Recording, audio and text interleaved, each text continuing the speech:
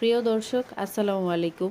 রেস্টুরেন্টের চাইতেও বেশি মজার পাস্তা এখন ঘরেই তৈরি করুন আমার এই সহজ রেসিপি ফলো করে।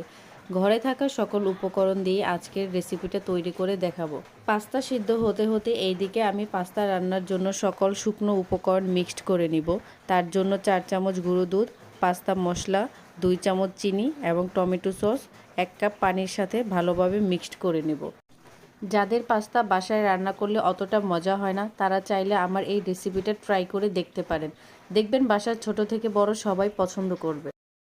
পাস্তা তৈরির জন্য একটি রসুন, 2টা পেঁয়াজ এবং 4টি কাঁচামরিচ একসাথে দিয়ে গোল্ডেন ব্রাউন করে ভেজে নিব।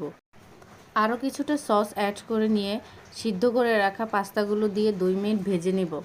আজকে আমি আমার মেয়ের জন্য পাস্তা বানাচ্ছি, তাই সব কিছু পরিমাণে কম অ্যাড করেছি। আপনারা চাইলে যে যার পছন্দ অনুযায়ী কম বেশি অ্যাড করে নিতে পারেন।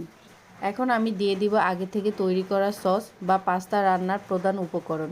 সব কিছু দিয়ে দেওয়ার পর বেশিক্ষণ রান্না করবেন না, তাহলে সসটা একেবারে ঘন হয়ে আসবে।